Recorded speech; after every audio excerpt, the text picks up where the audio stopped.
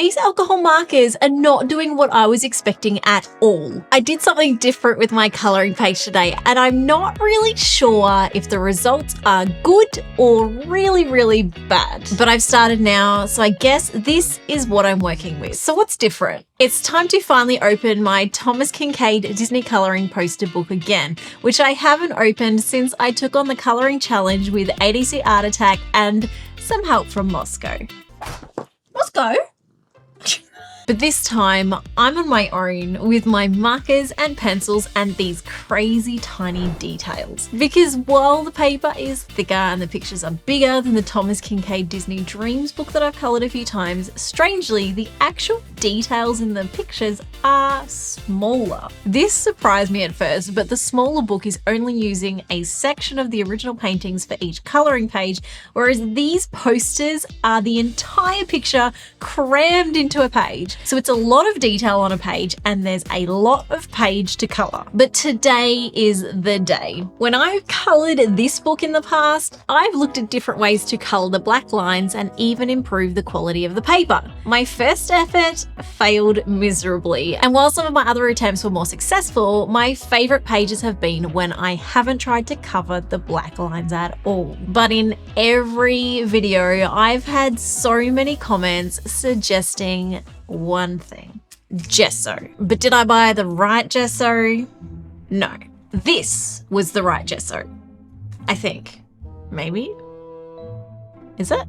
But I use this texture gesso, which brings us back to the strange experience I'm having with the alcohol markers. Because as I color with the markers, it seems the gesso has created a barrier that is changing how the alcohol markers are absorbing into the paper. So they are sitting on the surface for longer, making them easier to blend, but also making the color transfer a lot more than alcohol markers usually do. So is this a good thing or a bad thing? I think it depends on what you're trying to achieve. This is definitely a different technique, and it totally changes the way these markers work. I'm not sure if normal gesso would have had the same effect, and it's definitely something that is making me curiouser and curiouser. Curiouser and curiouser. But my concern is that there is a lot of texture here in this gesso that wouldn't be here if I just chose the right gesso. The texture is almost acting like a bit of a sandpaper on my markers, and I think it's wearing them down much quicker than it should. They're feeling fragile, and I've never felt them do that before today. So the extra textured gesso, probably not recommended for markers. But let's look at the positives here. This could be quite interesting if I can work with this change instead of trying to work against it. It seems to allow me to darken areas a lot more with a single marker, but it also seems to pull up the color in other areas and be a little harder to control overall. It almost feels a little more like what I would expect a watercolor painting would be like. Although I've never really tried watercolor painting, so I actually have no idea what I'm talking about. I'm having fun though. This is an interesting method and I'm enjoying the results. Hopefully my pencils will work as expected on my top layer and I'll be able to really cover up any mistakes and bring in the details that will bring this piece to life.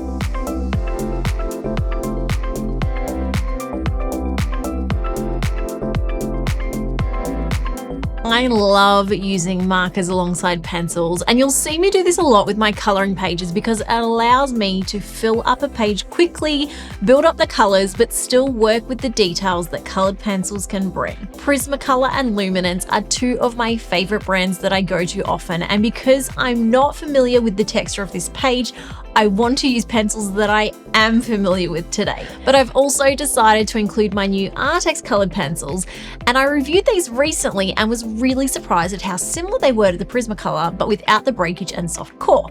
So I want to see how they perform alongside my favorites on a challenging page like this today.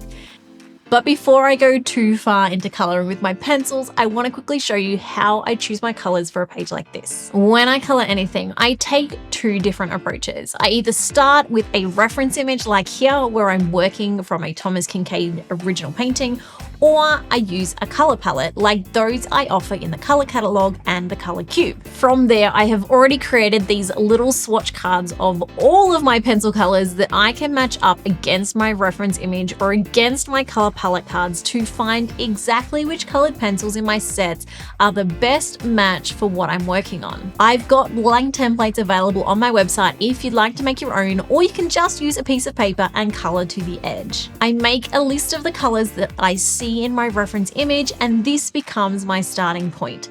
Sometimes it changes as I go, but doing this step first helps me to think about the colors I see before I begin and to assess what colors I have available in my set of pencils and what colors I might need to mix through layering my other pencils.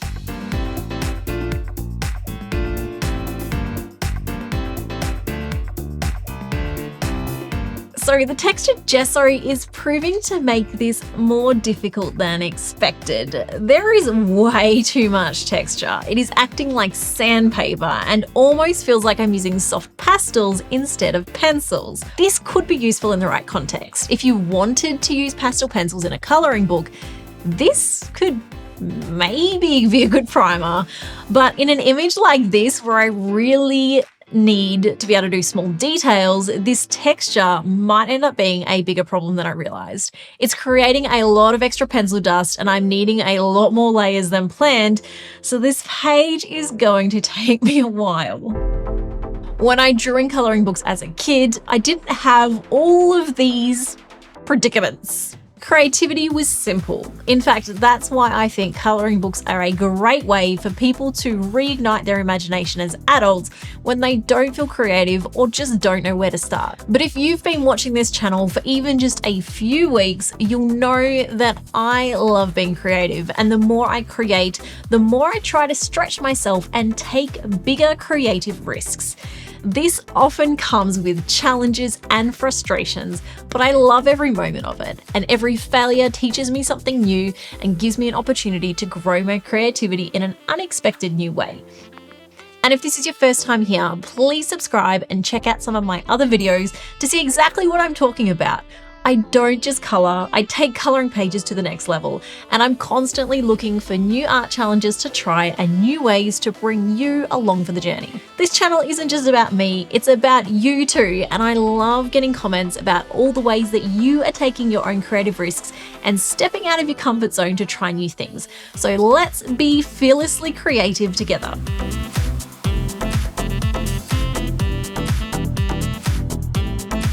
I really love how these paintings are lit up. The pink, blue, and yellow lighting combination that I see in so many of these Thomas Kinkade paintings have inspired me to try some similar styles in some of my other artwork since. I really like how they capture Disney's characters, and I think that's what I've enjoyed the most about coloring these pieces from the poster and from this book, even though the tiny details are challenging. And I always find an acrylic paint pen is perfect for these scenes. My yellow, cream, and white pens get used more than any of the other colors in my set, and mostly just for highlighting coloring pages like this. It's time for the leaves, and I used to be so scared of coloring leaves. I think it's actually been watching people paint and learning other media that has given me more confidence in coloring these, even though I'm using pencils. I've realized that leaves have a lot of shadows and highlights rather than individual shapes, so blocking out these color values and generally creating patches of dark and light will get you a better result overall than trying to draw individual leaves on a tree or a bush. I mean, if I can randomly dab paint around like Bob Ross and it somehow looks like a tree, surely I can do the same with pencils, right? Before I start on the characters, I need to erase a lot of the mess that I've created from smearing pencil dust with my hand as I've been coloring. Again, I'm blaming the extra textured gesso for this. It's sanding my pencils down and creating a lot of extra mess. I'm also kind of hoping that with enough pressure, I can take off some of the gripped texture from the gesso, maybe smooth it out a little bit. Either way, it's important that I focus on the finer details now, so I need my pencils to be much sharper. I've decided it's time to use more of my Artex pencils and less of the Prismacolor. So far, I have to say that they have been performing just as well. The slightly firmer lead is going to be much better for these fine details, but they still have a very good buttery blend just like the Prismacolor. And my Luminance pencils don't seem to like the gesso as much as I was hoping. So it's literally Artex for the win today. And no, this video is not sponsored. I really think if Artex could improve the barrel colors to be closer to the actual core colors, bring out a bigger range and make the wording bigger on the side of their pencils, these would be up there with my top favorite pencils. But I have a whole other video about them if you want to know more, so let's get back to our coloring. When I'm coloring the skin, I'm really just following the reference photo here. I'm looking for the different color values, working in light layers with very gentle pressure and taking my time. And when I say taking my time, it's not fast like you're watching, it's more like this.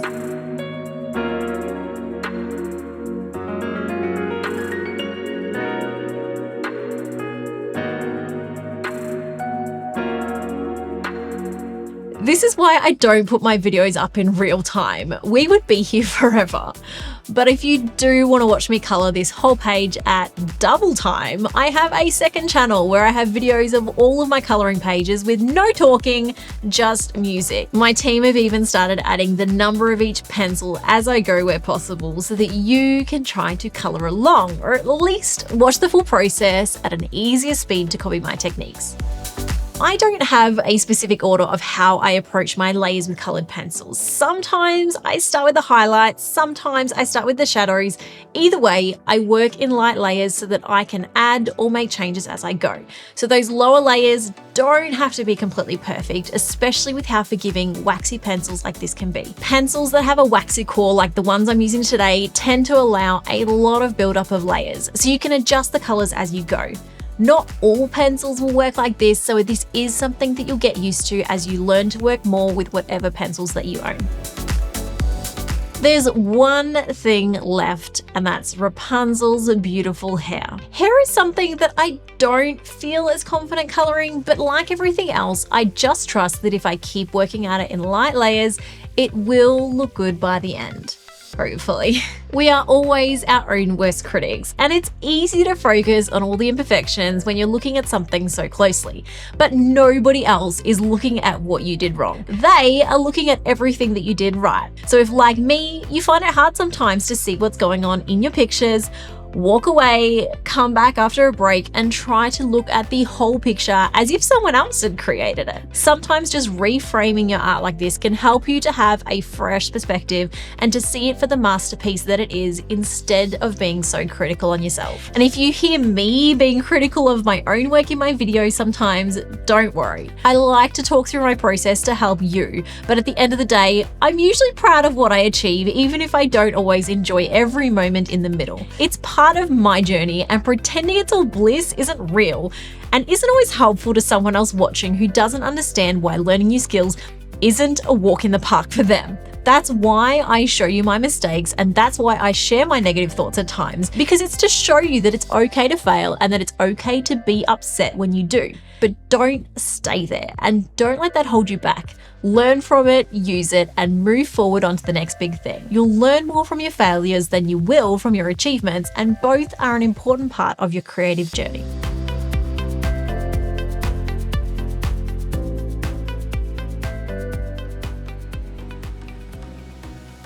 When I started coloring this page, I thought I'd made a mess of it before I'd even begun. And yet, with some persistence, I've turned another coloring page into a piece of art that I'm really proud to share with you.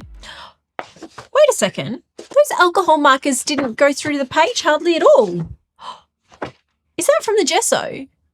Okay, I think we have to try this gesso thing again, because that is a pretty cool bonus. So I challenge you today, don't give up too early. And if you enjoyed watching me color this page, don't go anywhere, because I've got a full series of turning coloring books into art just like this for you to enjoy.